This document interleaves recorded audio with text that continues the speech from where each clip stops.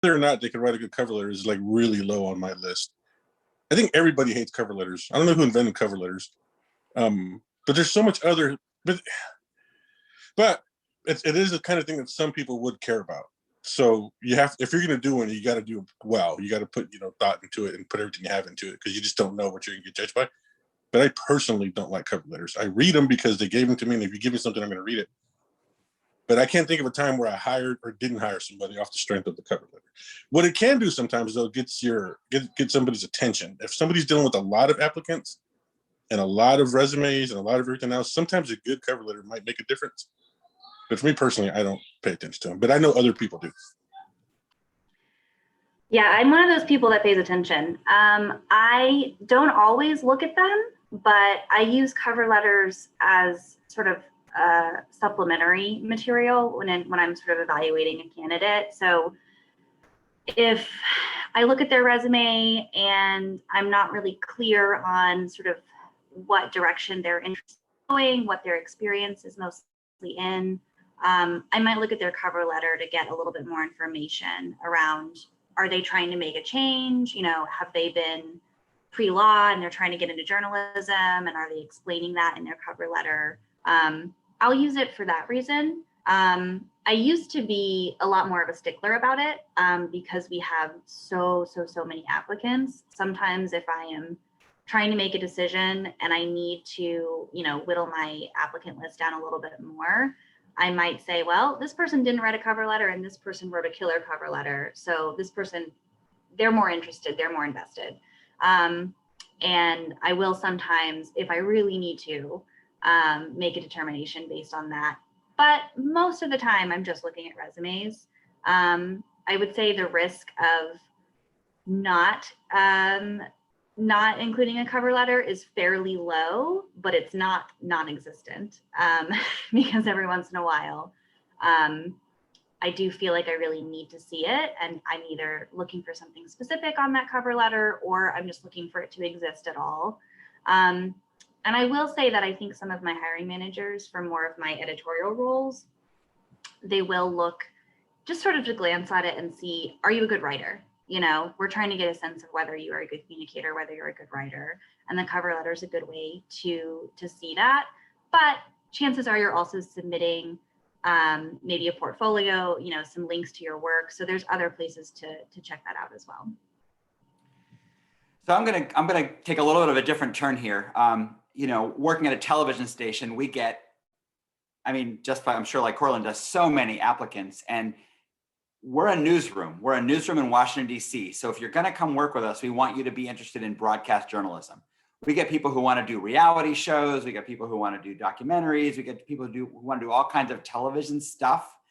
And while that might be, people think, oh, let me just get a foot in the door and everything like that, it's not the best internship for people who don't want to be TV news reporters or producers or writers or something. So it's not going to be the best experience for you. And quite frankly, we put a lot of effort into our internship program. So if we're going to train someone to do what we do, to write the way we write, to report the way we think is good to report, we want you to be vested in it and want to take it far. Now, obviously, you could get an internship and be like, this isn't for me, or you could not think it's for you and get in there and think, wow, this is great. I'm going to switch my mind. I'm going to change my mind and do this.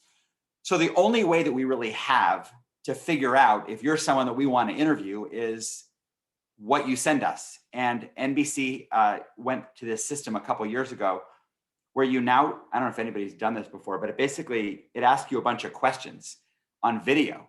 So like you hit go. You do this too, Cortland? You hit go and it'll ask you a question. You've got like 5 seconds, and you've got like 20 seconds to answer whatever, and then it'll ask you the next question. So it really is kind of like a yikes moment. But cover letters do help us figure out if you're the right kind of person for here. So I do think it could help you get the interview, but it's more about what you write. It's not really about the format or you didn't put your something up here or something over there. That's a little bit, who cares? But definitely helps us figure out who might be a right fit. Yeah, some places require them, like are pretty hardcore about them. And if you're going to do one, if you apply and whatever you send in, make it really good. So if you're going to do a cover letter, go all out, make it good, put your heart into it, put your thought into it, put your career into it, put everything you want to say into your cover letter and make it good. Make it a good, if nothing else, make it a good read. And it can at times separate you from everybody else. And if you're gonna send anything, whatever you send, be it a clip, a reel, a link, make it good, and you'll help yourself better that way. And proofread it. Make sure you're not sending me a cover letter that's meant for somebody else, for some other hiring manager, or for some other position. I will notice. And I do want to say, just piggybacking on that in terms of having it be good, please don't use the standard template that, it's clear from reading the job description that you're looking for somebody familiar with the responsibilities of the role. I can't tell you how much I hate that. So yeah, put some effort into it. But on the other hand, it's the most important thing is your resume in your interview. Okay, great. Thank you, guys. Next, and this kind of goes off the conversation we were just having by submitting your resume and your cover letter. But how can an applicant present themselves if they don't have a lot of experience, or maybe they're experiencing a little bit of an imposter syndrome situation where they've had an internship, maybe they don't feel like it's enough to qualify them for the role that they're applying for? How can they express themselves in an interview when they feel like they don't have the right experience for the job? You mean like in an interview, like over the phone or in person or anything like that? Yes. It's a good question, and I think we're all going to give different answers. But like, sometimes we get a lot, especially at USA Today. We'll get a lot of people who are relatively inexperienced and don't have the experience you would want. When I was coming up, you had to have like God knows how much experience to get to USA Today. But if you're applying for a job and you don't have the experience, first of all, I say congratulations, apply for the job. You should apply for any job you think you want, because you just don't know what's going to happen. And all hiring managers are different. But once you get an interview, if I'm going to call you, can you meet? The first thing you have to do is research the place you're talking to, and a TV station, the media outlet, startup, whatever it is you're going to, you have to research them. Not so that because you're going to get quizzed, but you want to be able to speak intelligently about the place you're interviewing at, right? So if I start telling you the challenges that my team has, the challenges that we have, you want to at least know the organization so that you can have a conversation about those challenges and have some thought already about the organization. So like the more research you do, the organization you're going, the better off you are. And I think once you get to just be genuine, like anybody who's been in the business long enough, we can see through fake smiles and like fake passion and all the right answers, like the template thing, right? Like we see that template, here we go. Like if you get an interview over the phone or in person or on Zoom nowadays, just be genuine and be honest and talk about your passions and the best you can applying to the job out there. But if you don't have a lot of experience, sometimes you can overcome that by just being passionate and saying, I can be a hard worker. I can do good work for you.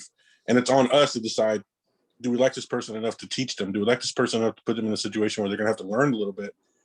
Or if it doesn't meet the job and we need an experienced person, but we keep them on file for something else. I've done that before. I've hired somebody after like the third time because finally a job came open that might require a little less experience than what we needed prior, but I like this person and I think we can do something. So it is a hurdle, especially in DC, it's a hurdle, or anywhere, but just be passionate, be honest, be well-researched, and that'll come across in the interview.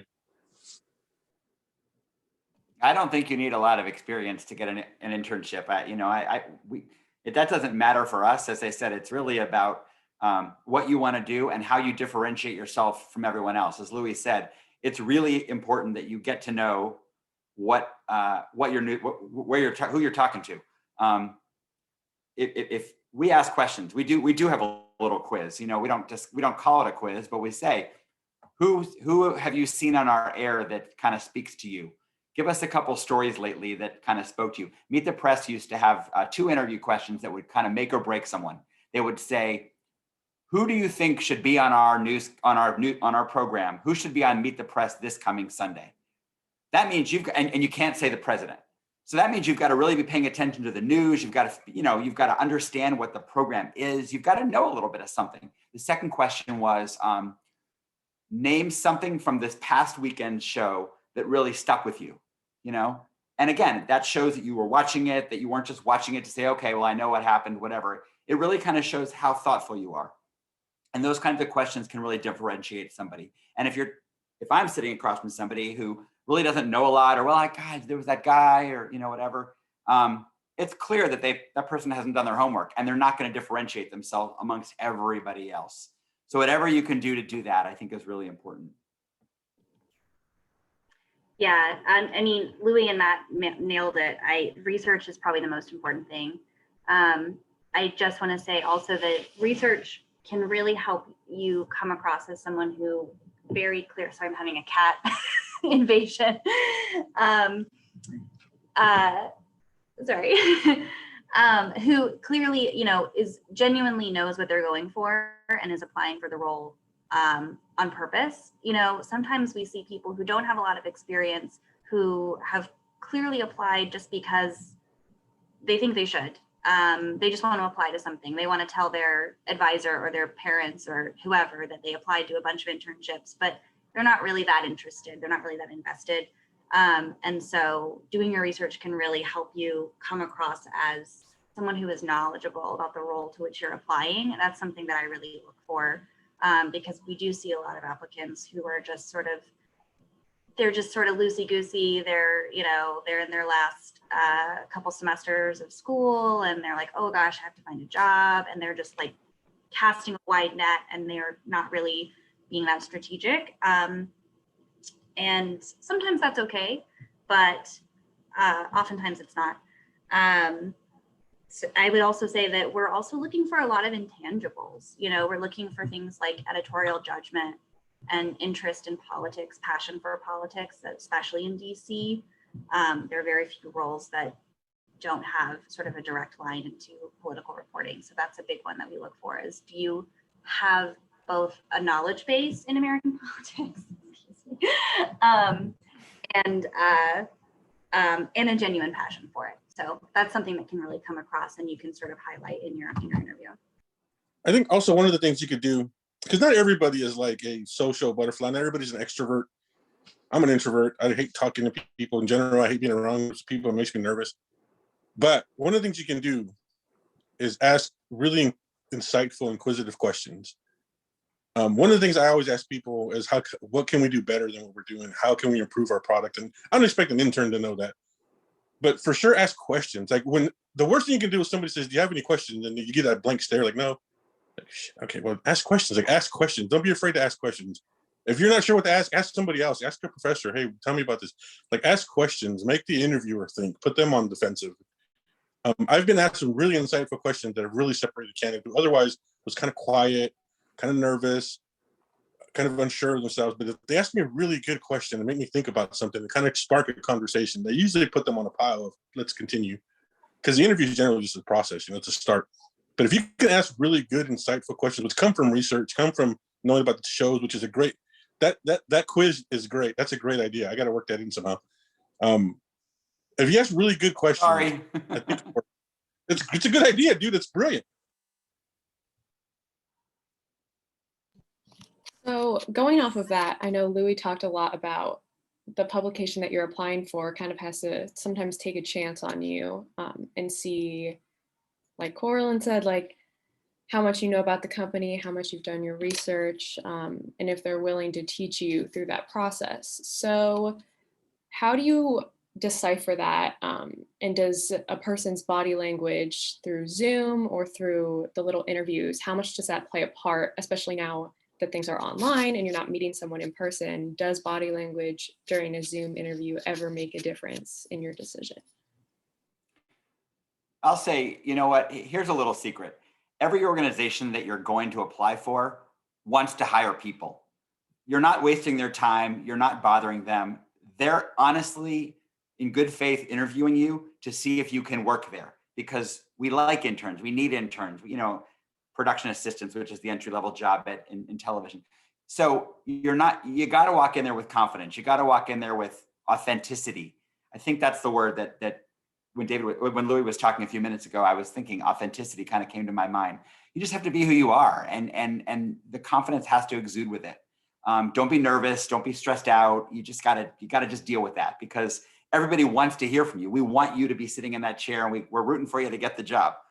It's yours to blow in some cases. So I would say that I don't know that body language is, if somebody's kind of sitting like this, whatever is going to blow it for you. But I definitely think that you should be who you are and ask good questions and listen and answer the best you can. And I think that kind of may absolve some of the nervousness and the bad body language in that kind of way is what I've found. Yeah, I think some of that is on the interviewer too. Like if we see somebody who's nervous, first of all, you have to expect people to be nervous. But if you see somebody who's nervous and, for lack of a better word, shy, I think it's on us to kind of calm them down the best we can and say, listen, it's going to be okay. We're just talking about stuff. I would also suggest to you guys watching, if you need an accommodation, my son's autistic. If he gets older and if he needs an accommodation, we're teaching him to ask for it. So if you have some kind of disability, or if you have something that you would rather not be on camera, for instance, now that doesn't work for TV station, but for us, if you'd rather not be on camera for that interview, or if you're in a situation like right now, I'm sitting on my bed in my room. If I could turn my camera off, I would. Like, if you need a moment to gather yourself, if you need time to just say that, be honest. It goes to who you are. Be honest to who you are. Be true to who you are. Be clear about why you need that kind of stuff. And it's on us to create an environment where you can talk and offer your thoughts and your stuff to us. So everybody's nervous. I get nervous. I've been in journalism for 20 years, and the last time I interviewed for a job, I was incredibly nervous. So it's okay. It's okay. Just be yourself. Answer the questions. Be honest, and you'll find success. I think you'll be surprised, especially nowadays. Interviewers are really open to these kinds of situations and generally okay. Yeah, I have a lot of grace for people being nervous in interviews. I'm also a nervous interviewer. I talk too fast and my face gets all red, and I'm very understanding if people are having that experience. I rely really heavily on the video interviews as well, just like Matt. And those are just inherently awkward. Talking to your computer screen instead of an actual person, you can't like feed off of their energy and have like an organic rapport. So I just anticipate that everyone is probably not communicating in their normal style, and sort of give them some grace there. Also, here's a trade secret. I watch most of those on like double time to like have time to to watch all of them. And if I like need to, I'll slow them down and sort of listen and be like, oh, okay, but yeah, it doesn't allow for much room for sort of evaluating things like body language and speech patterns, because I'm just listening to what they're saying and churning through them. Well, that's really good to know. So I think a question that a lot of students or applicants in general really hate is the tell me about yourself or tell me something that's not on your resume question. And I was kind of wondering, from a journalist perspective, what's a way to answer that question in a way that is acceptable for an interviewer? Should you say something that can tie into your journalistic work, or should it be something just about your personality that's kind of fun and the interviewer wouldn't know without knowing you? So for me, those are two different questions. The tell me about yourself. We do ask a question on our video interview, which I rely heavily on for screening. That is sort of, tell me about your experiences. Why did you apply to this role? What interests you about it? And I think it's the first question, maybe the second. It's sort of deliberately a softball. It's your opportunity to just give me your elevator pitch. And I think a lot of people worry that if they say the obvious thing in an interview that it's boring or it's not what we're looking for. But we are looking for that. If someone in an interview, I remember my sister once asked me, she's a lawyer, and she was in a job interview, and the person in the job interview asked her, what's your dream job? And she said, she thought in her head, like, oh, this is my dream job, but she felt like she couldn't say it. She felt like that was too obvious or too solicitous or something. So she like made up something bizarre. Who knows what she said. She talked to me later and she was like, I should have just said that. I said, yes. Like, you should have just told them that this is the job you want. Be honest. So don't be afraid to say the obvious thing. We want to hear that, like, you want this job. You've thought about this job and it's what you're going for. And there's a very clear-cut reason why you want it. So I would say that first question, the tell me about yourself, just nail your elevator pitch. Just have it ready, quickly explain who you are, where you come from, what your experience is, and why you want this job. I personally don't ask the tell me something. I guess I do ask a version of the tell me something that's not on your resume. But it's really more, the way that I phrase it is really more around, is there anything you've worked on that just didn't fit on your resume? Is there some kind of work experience that you're proud of, or volunteer experience, something that is, professional or professional adjacent, that you want people to know about you, but you just couldn't fit it on your resume, or maybe you've worked on it since you did the resume, and you haven't updated it since. That's really what I'm looking for there, is what do I not know about you because you just couldn't fit it on one page. If you want to tell me something personal, if you want to be like, oh, I do kickboxing, that's fine. It's not gonna hurt you, but it's not gonna help you either.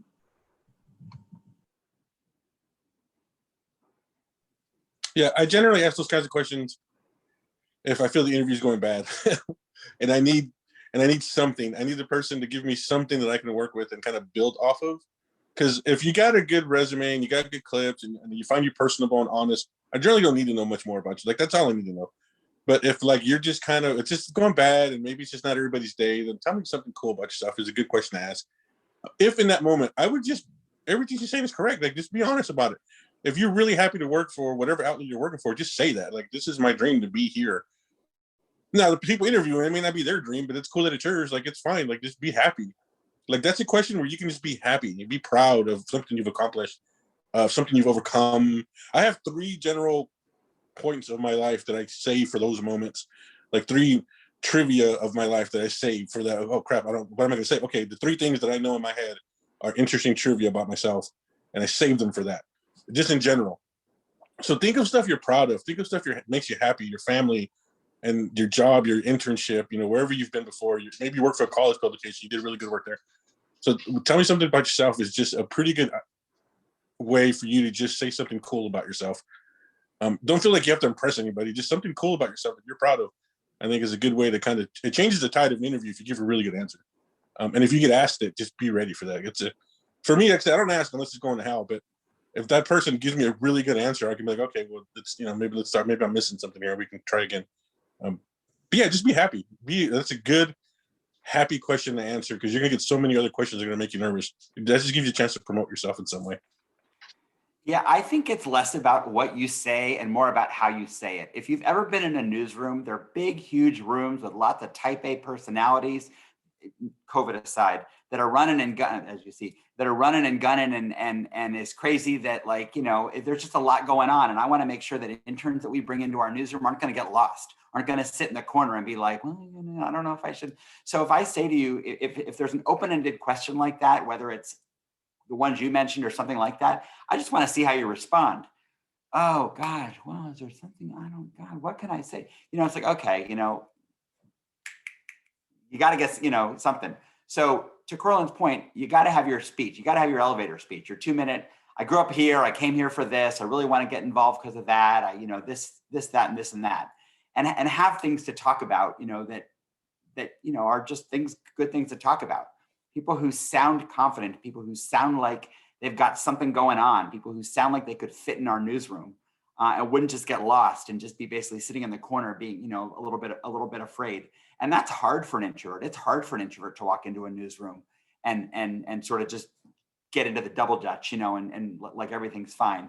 And that's part of the test, because you kind of got to do that. Now you can still stay an introvert, but you got to sort of figure out how to get those feelings in check. So I would say it's more about how you answer it and how you approach it head on, more so than if you're a kickboxer or you spent a summer in Rome or whatever it is. All right. Our next question is about follow-up emails. And I just want to get your guys' opinion on them. How appropriate do you think they are? If you think that it shows that a student or an applicant is really interested in the position and they really care about hearing back. If you do think that they're appropriate, how many times should an applicant follow up with you? and what should be included when they follow up? So now we're getting to the meat of this. We're getting to what everybody fears, which is being ghosted. And anybody who's applied for jobs in journalism, you're gonna get ghosted. It's a horrible thing. I've been ghosted. I've ghosted people. But I think you should. Man, that's a tricky question. For me, just being honest, I think you should follow up with emails a couple of times and then just see what happens. I try my best to respond honestly to people, but there's nothing more awkward than you've already made a decision. It's somebody else. This person emails me, and now I have to decide: am I going to respond and say we've gone another way? Yes, the answer to that is yes. I'm always going to try to do that because that's just a fair adult thing to do. Doesn't always happen, but I think you should definitely check a couple of times and just see. And it's hard. You just got to read the room. I think with the emails, if you don't get any responses back after a couple of times, and they've probably gone somewhere else. But I think a couple of emails just to kind of get it going, I think it's a good way. Maybe if you just really desperate, and you just really need to know, I guess cold call the person or call the person, leave a voicemail. But I think you're gonna find a lot of different answers there. I do think it's valid and fine to email a couple of times spaced over several days if you're just trying to figure out what's going on. I think it's incredibly unfair for hiring people to ghost, especially interns. That's kind of mean. But it happens. You have to mentally be prepared for that, emotionally be prepared for that. But yeah, a couple follow-up emails, I think it's fine. I think it's a good idea. So if the person you're interviewing with doesn't tell you what the timeline is at the time you're leaving, it's perfectly fair to ask. When they say, do you have any other questions? Don't make it your first question, make it your last question, just to say, just wondering what your timeline is, what you're thinking, when might I hear back from you, either way. And that way you'll at least have a sense, because if you're the first person they're interviewing and they've got 3 more weeks of interviews, then you're going to be sitting there for 3 weeks not knowing that. So it's fair to ask that question. If they say, oh, well, we should tell you in a couple of days, then it's fair to follow up. I would always send a thank you note, 100%. Send a thank you note, just say, I really enjoyed meeting with you. I look forward to hearing from you soon. If you have any other questions, short and sweet. That's all you got to do. But that definitely shows that you're interested. That gives me all right, this person wants the job or is interested in it, and we're in the same wavelength. And then, yeah, you can follow up. Just, hey, I haven't heard from you. Just wondering what's going on. And yeah, you get the message eventually if they don't write back, and that sucks because nobody should do that. But you should definitely have a time frame by the time you leave so that you can at least know where you stand.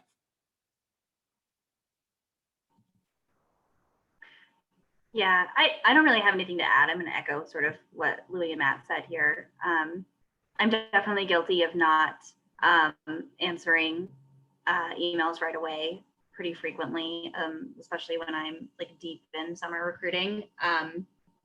Most of what I get are thank you notes, and I honestly usually just file them away and say, okay, cool, that person sent me a thank you note, and I don't respond. But I do usually pay attention to whether someone is reaching out because they have another offer and they're trying to make a decision. And if someone says, hey, I've received an offer from somewhere else, just curious when you're gonna make a decision. And I know that, I know anything. I either know that they're under consideration. I'll usually reach out to the hiring manager and let them know and say, hey, this person has an offer. Just, you want to talk to them, you got to do it now. If I know that they're not under consideration, I'll let them know right away and say, congratulations, you should, absolutely go ahead and accept that offer. You weren't selected to move forward in this other process. So I'll check that. So that is probably the one critical piece of information I would include if you actually have like a reason that you need to know right away. And sometimes I've had, especially since we're dealing with students, I'll also have people say, I'm trying to figure out my course load. They'll give kind of a reason.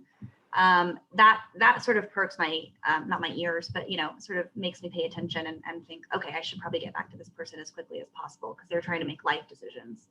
But if it's just like, hey, I'm still waiting, and I told them in the interview that it was going to take 2 or 3 weeks and it's still within that window, I'm probably not going to respond. All right, so next, in your guys' opinions, you've talked a lot about qualities that are really important for an applicant to have, whether it's, doing their research, being a good writer, being a good videographer, having a good like news sense or sense of politics. In your opinion, what's the most standout quality that's important for an applicant to have? Be curious. I think curiosity is the thing that I miss the most amongst a lot of the young people that I interact with. I think it used to be something, and I think that these things kind of ruined it for us, telephones, because now we can get anything we want so quickly that we don't think anymore, we don't wonder anymore, we're not curious anymore because we don't need to be. So I feel like when I sense that somebody's really curious and can ask good questions and make thoughtful conclusions, that's a win. Yeah, it's a really good point, the curiosity of it all. Because we don't expect you guys to be experts. We don't expect you guys to be super, like, super knowledgeable about stuff. Your interns, largely speaking, you're gonna have a lot of stuff to learn. But curiosity is a really good one. I also value a lot. I value passion a lot. I've hired when I was a politics editor here in Washington, I know for USA Today in DC. I hired like 5, 6, 7 reporters over that time. All of them were young. A couple of them were right out of college. Every one of them was really passionate about what they wanted to do. You don't even gotta be passionate about. I don't expect them to be passionate about being at USA Today. Just passionate about journalism and like what they're trying to do with their career, what they're trying to achieve about their family, their school. Like some level of like passion really for me goes a long way because we can teach you a lot of stuff. We just can't teach you to give a damn. If you're really, really passionate about what you're trying to do, what you're trying to achieve, and are curious, which is a really good one, I think you'll find a lot of doors will open for you, especially for internships. Because if I can get somebody who's really, really passionate about the job we're trying to do, about their career, about their self growth, I can work with that. I can help that person. If I get somebody who's really good, like a natural writer, but is kind of this passionate about everything and kind of shrugs their way through the interview, I can't look for that person. Go somewhere else. I need somebody who really cares and who wants to do great work and who wants to make my team better, who wants to make me better. And then you'll get a job where you'll get interviews, you'll get doors open for you if you're nothing else. If you got pretty good skill set, pretty good impressive resume, a good reel or set of clips, and you're also really passionate, you'll go a lot of places. If you are a passionate person, don't hide that. Bring it out. I've literally hired people off the strength of their passion, and they've done really great work for me. So from curiosity is a great one. I got to use that. But passion also, passion is one I really, really value. Yeah, passion and curiosity are both great. Willingness to learn and understanding that you're at the beginning of your career journey and you have a lot to learn and you're, seeking an internship to learn from experts. I think those really go a long way. I think something that I look for is resourcefulness, particularly from journalists, people who, at any given time in your career, when you're writing a story, when you're doing anything really, you're probably going to hit a wall. Someone's going to say no to you. And you're going to have to figure out how to get around that wall in order to get the information that you need or get the result that you need. And I think that that's something that I like to see is people who find a way to go after what they want, whether it is a job they want or whether it is, part of their reporting process, just being able to dig it out. I think that's one that I look for.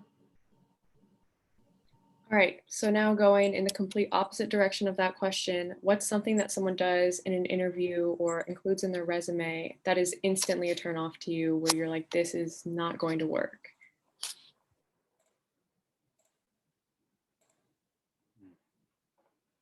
Okay, I'll go. Yeah, I mean, the obvious one for me then just for people to be nonchalant about stuff. And I try to take into account because I really deeply feel we should accommodate for things. I try to take into account somebody who's having a bad day, somebody who just is an introvert, and it's my job to kind of get stuff out of them. I take that into account best I can. But there's some people sometimes they just feel entitled to opportunities. Maybe they got a job offer somewhere else and they're just kind of going through the motions with me, which is fine. I just rather you say that.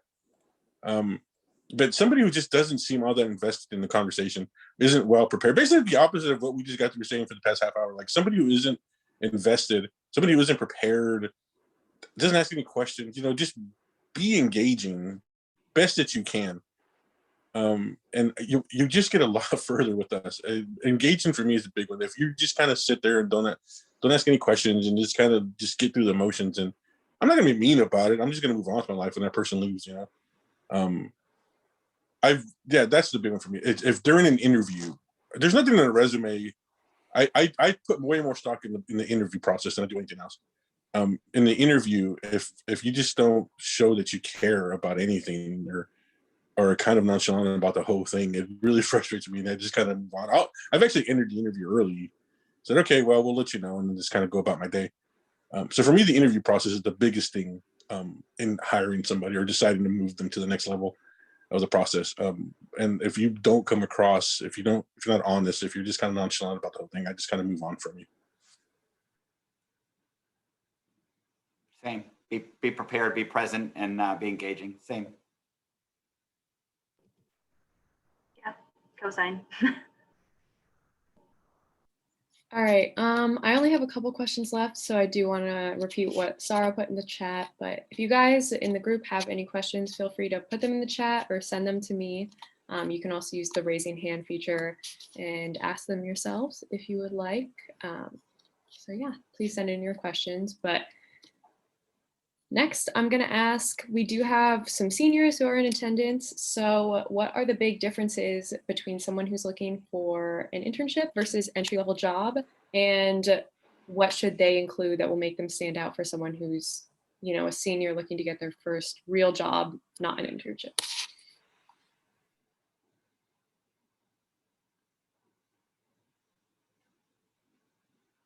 Okay. Well, now it's a big difference, right? So I think one of the things is just experience and like proof of work from anywhere, any level, like college publications, college outlets, startup outlets, internships. We need proof that you can do what we're trying to hire you for, and we're not going to hire you as a new hire to do White House reporting unless you're a phenom or some kind of stuff.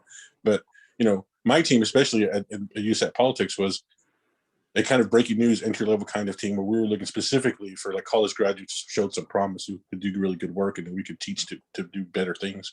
And a couple of them went on to cover Congress, and one's that actually covered the White House now.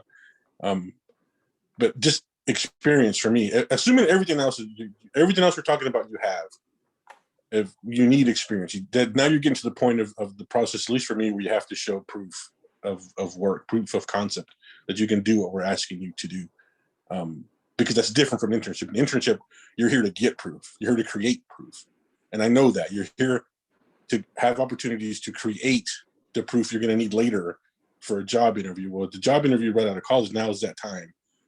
It's that time to show that you can do what we say we need.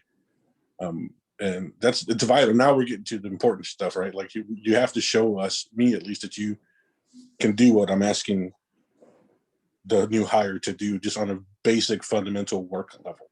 I think that's probably the biggest obstacle for people. Yeah, and I think I think applying to a wide range of roles, like being open to a lot of different opportunities, is something I like to see, because a lot of times those entry level positions, they don't come open all that often. So if you're holding out for you only want to be an associate writer on the politics team, that's all you want. You're not interested in anything else.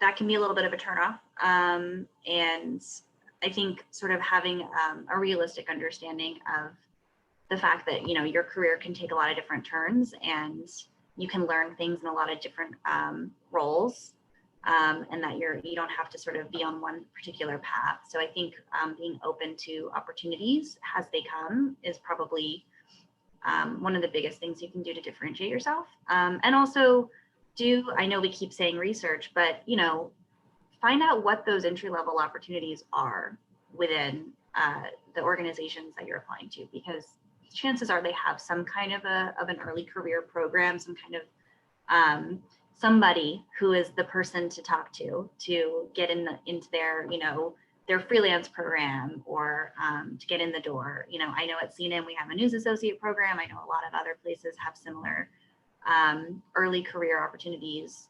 So find out what those are and make sure you're applying to those. Yeah, that's so important, because a lot of jobs like that aren't necessarily even posted sometimes. And so if you're just basically looking on these job boards, like, nope, nothing today, nope, nothing today, you're probably not going to get your foot in the door. And so if you are looking for, a job or something that's, an entry-level thing, it's definitely important to connect with somebody there. The other thing that's really important to understand, especially in this business, is that you're probably not going to have a Monday through Friday 9 to 5, 6 job. It's probably going to be nights. It's probably could be in the middle of the night, early mornings. You're probably going to work weekends. You're probably going to work Christmas. You're probably going to work New Year's Eve. I mean, there's a lot of things like that. And so we don't really need a lot of experience for our entry-level jobs. We don't, we understand that this is an entry-level job. It's fine. But you got to have that drive. You've got to know, be ready to work. You've got to be able to do different shifts and things like that. So I would say you got to know what you're getting into when you walk in the door.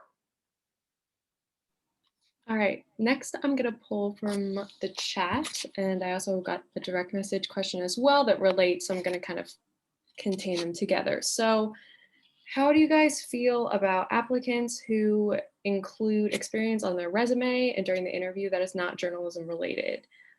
Is that something that bothers you? Do you think that it should be included in the resume at all, or is it still important to bring up? If you think that there's something that you've gotten from somewhere, put it on your resume. If you've been a waiter for 5 years, I think that shows like, that's pretty good. Shows you can handle stress, you can handle pressure, you can do a lot, you can probably multitask. Your work experience is what your work experience is. You got to put something there. I'd like to see that you're doing something. A lot of these jobs, especially when you first start them, don't pay very well. And so you have to get a second job and you have to kind of help fund yourself. That's fine, to show that kind of stuff. Obviously you don't need to put every single thing down. You can kind of cut the things you did when you were a junior in high school if you've got 4 other things that have happened since then.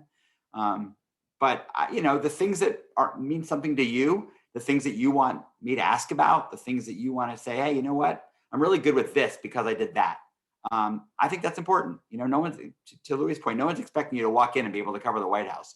You're there in an entry level kind of way. And the experiences you've had are the experiences you've had. So anything that's important, put it on there. One of the best hires I've done in my career was here for USAT was a reporter, had tons of internships, but just couldn't get a job past college. Nobody would give her a chance. So she took a job working at a stationery store in DC.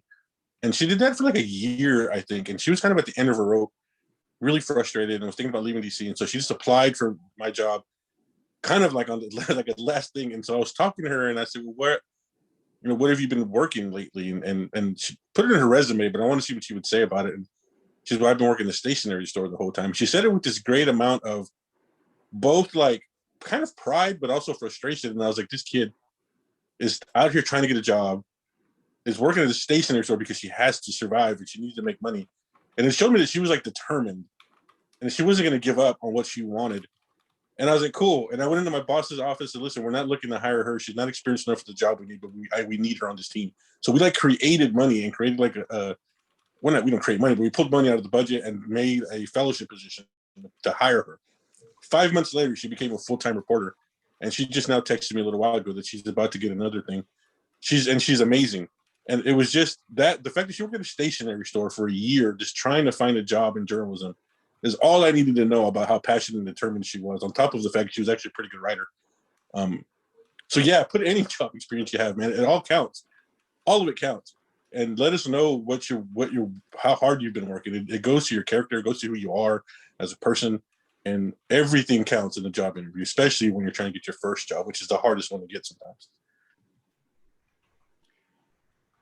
I think I have a slightly different perspective. I do think you should put any experience you have on your resume, but not at the expense of real estate, on your resume or in your, like elevator pitch.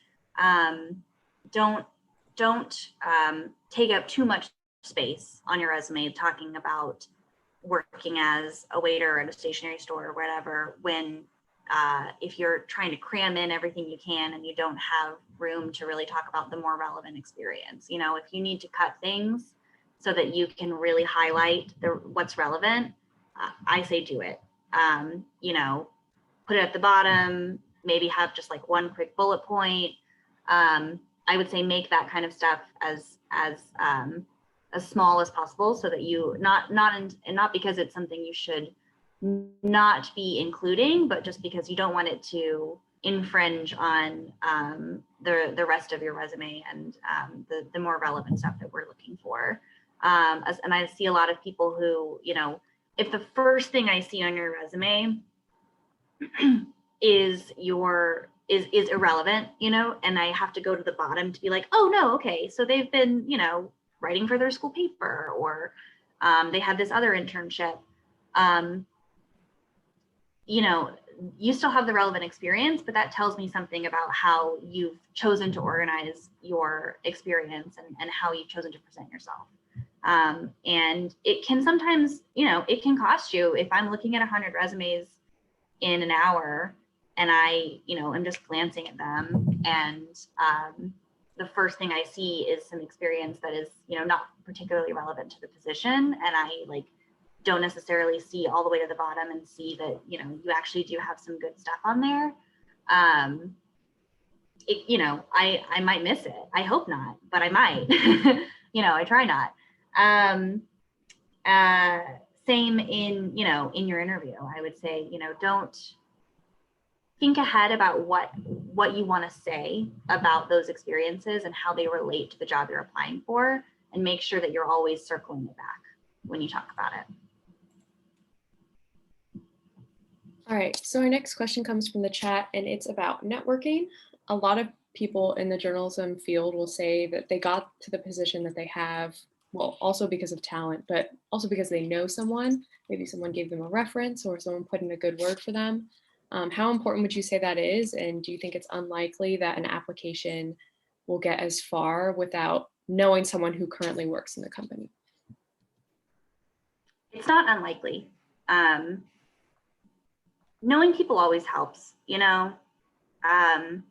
at some point in almost everyone's career, you are going to get a job because you know somebody, but not every job you get, in my opinion. It certainly is, sometimes it's nice to have somebody send a referral and say, I know this person, make sure you give them a look, but we'll put everybody through the process. So I wouldn't say it's unlikely. I wouldn't say that you're not going to get an internship just because you don't know anybody. But of course, having that network, leveraging your network can always help. And you may have to think creatively about what your network is. You may have to sort of create it for yourself in order to make those connections. So I wouldn't say that networking isn't worthwhile, but I wouldn't want people to think that you have to know somebody to get a job in this industry. You got to network the heck out of yourself, especially in Washington, D.C. I mean, this whole town's about that. So you got to make sure that you're going to places where you're meeting people, you're knocking on doors, you're using your career center at your school. I mean, you're doing everything you can to meet people. And when you go to those places where like networking receptions and there's people there, those people are there to meet you. So walk up to them and don't be shy. I mean, I think networking is critical. Yeah, I agree. I mean, you're limited now, right, to what you're exposed to, but any chance you get to meet journalists, talk to journalists, hand out information, follow them on Twitter. It's Twitter, especially for journalists. It just can't hurt. It's not vital. You can get a job without networking, but yeah, if you can meet journalists in any field, in any walk of life, in any outlet, meet them, talk to them, hang out with them, and follow them on social media the best you can and keep up with stuff. It's sometimes, because journalists nowadays especially will tweet about a job. Oh, my team is, it doesn't have to be the hiring editor. It could be, oh, my team is looking to hire this person, tweet and follow it and tweet, whatever, retweet. And so sometimes the best way to see jobs is on social media, just people spreading it about the internets The more journalists you know, the better off you are, just in general, I think. But for sure, if you're trying to go get your first job and then kind of move on from there, it just can't hurt.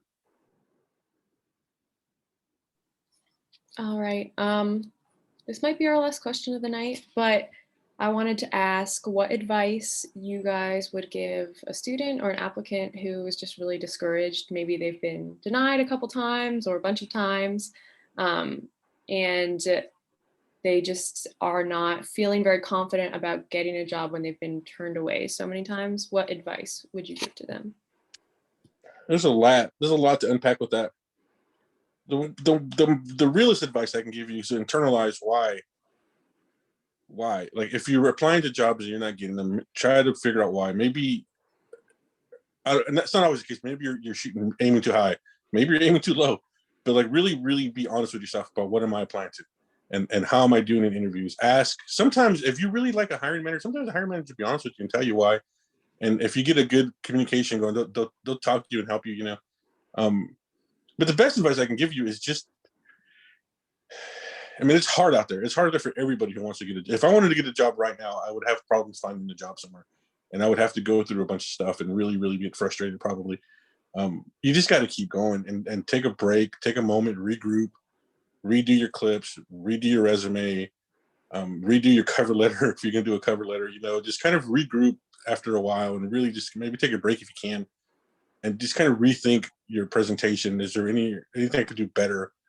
Ask managers who didn't hire you, and the worst they're going to tell you is leave me alone. But if somebody were to ask me, hey, why didn't you hire me? I would tell them. And I'd be nice about it, but I would tell them. It's a tough question because it's a really hard thing to do. After a while, if you just don't get job after job after job, and it can get really frustrating, and you get increasingly desperate. But you just have to be realistic and look at yourself and go, what can I do better? What can I improve about my clips? If you get new clips, you know, add it to your thing. But the best is just you guys got to keep going. If you love journalism, if you want to be a journalist, you have to keep going and find a job wherever you can and kind of go from there. But for me personally, it's a tough one to answer. But that would be my advice. Just keep going. Yeah, I mean, I think just keep trying is unfortunately the best advice. I would say get a fresh perspective, you know, find somebody that you haven't talked to before, have them look at your resume, have them look at your cover letter, maybe do a mock interview with them, and just bring in a new perspective and sort of shake things up. You know, a lot of times people are just using the same thing over and over again, and they don't realize that it has like a glaring error. You know, it's just not presenting you in the best way possible, and you need a new person to come in and say, oh, I would change this. So I would try that, and then just I would say leverage the informational. You know, people love to talk about themselves, and talking about themselves is a great way to get them to talk about you. So, you know, you can always reach out to people and say, I'm looking for a job in journalism. Do you have 20 minutes for me to pick your brain? You're not even looking for a job. You're just building your network. You're just getting to know people. Eventually one of those people is gonna really like you and send your resume along to a hiring manager at their company. So. Yeah, I love the idea of mock interviews. I love the idea of getting feedback. I love the idea of you know, just thinking about, okay, what do I think this is? Do I think that I'm losing the person halfway through these interviews? Is it that they're looking at my stuff and just aren't impressed? What is it about it? And then just talk to people and figure it out. Where's James? You asked a question that I kind of can include in this a little bit.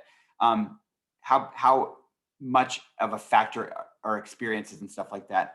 I don't think they are. In fact, there have been times when we've actually chosen somebody with lesser experience than more experience, because it's an internship. We want to give as many people an opportunity to get in the game as we can. And if we see somebody has already had 4 internships somewhere, then we might say, oh, you know what, let's give this person a shot.